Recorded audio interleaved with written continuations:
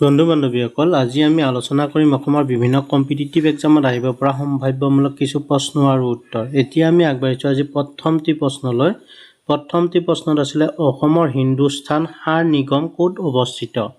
ইয়াতে অপশ্যন চাৰিটা দিয়া আছিলে। অপশ্যন ক'ত আছে নামৰূপ, অপশ্যন ক'ত আছে গুৱাহাটী, অপশ্যন ক'ত আছে দুলিয়াজান, অপশ্যন ক'ত আছে ডিগবৈ। ইয়াৰে শুদ্ধ উত্তৰটো হৈছে অপশ্যন ক শুদ্ধ উত্তৰ নামৰূপ। এতিয়া আমি আগবাঢ়িছোঁ আজি আন এটি প্ৰশ্নলৈ।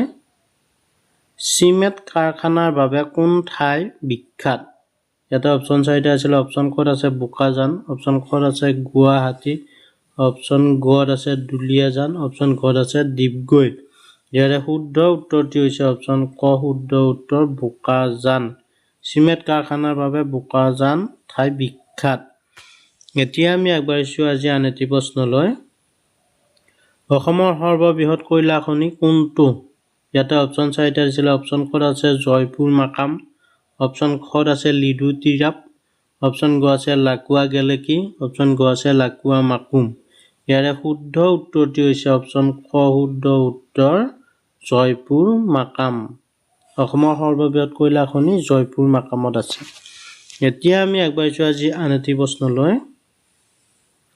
অসমৰ সৰ্ববৃহৎ তেল শোধনাগাৰ কোনটো? অপশ্যন চাৰিটা দিছিলে। অপশ্যন ক আছে লাকুৱা, অপশ্যন খ আছে মৰাণ, অপশ্যন গ আছে ডিগবৈ, অপশ্যন গ আছে নাহৰকটীয়া। ইয়াৰে শুদ্ধ উত্তৰটি হৈছে অপশ্যন গ শুদ্ধ উত্তৰ ডিগবৈ। অসমৰ সৰ্ববৃহৎ তেল শোধনাগাৰটো হৈছে ডিগবৈ। এতিয়া আমি আগবাঢ়িছোঁ আজি আন এটি প্ৰশ্নলৈ। 1823 বৰ্ষত অসমত কোনে চাহ গছ আৱিষ্কাৰ কৰিছিল? অপশ্যন ক আছে ৰেমন ডব্লিউ বিভাৰ, অপশ্যন ক আছে নাথান ব্ৰাউন, অপশ্যন গ আছে অলিভাৰ থমাছ কটাৰ, অপশ্যন গ আছে ৰবাৰ্ট ব্ৰুচ। ইয়াৰে শুদ্ধ উত্তৰটি হৈছে অপশ্যন ঘ শুদ্ধ উত্তৰ ৰবাৰ্ট ব্ৰুচ। 1823 চনত অসমত ৰবাৰ্ট ব্ৰুচে চাহ গছ আৱিষ্কাৰ কৰিছিল। এতিয়া আমি আগবাঢ়িছোঁ আজি আন এটি প্ৰশ্নলৈ। কোন চনত গুৱাহাটী চাহ নিলাম কেন্দ্ৰ স্থাপন কৰা হৈছিল? অপশ্যন ক আছে 1970 চনত, অপশ্যন ক আছে 1972 চনত, অপশ্যন গ আছে 1975 চনত, অপশ্যন গ আছে 1977 চনত। ইয়াৰে শুদ্ধ উত্তৰটি হৈছে অপশ্যন ক শুদ্ধ উত্তৰ 1970 চনত গুৱাহাটীত চাহ নিলাম কেন্দ্ৰ স্থাপন কৰা হৈছিল। এতিয়া আমি আগবাঢ়িছোঁ আজি আন এটি প্ৰশ্নলৈ। অসমৰ কোনখন চহৰত এছিয়াৰ সৰ্ববৃহৎ শুকান মাছৰ বজাৰ আছে? অপশ্যন ক আছে যোৰহাট, অপশ্যন খ আছে জাগিৰোড, অপশ্যন গ আছে লিডু, অপশ্যন গ আছে ডিগবৈ। ইয়াৰে শুদ্ধ উত্তৰটি হৈছে অপশ্যন খ শুদ্ধ উত্তৰ জাগিৰোড।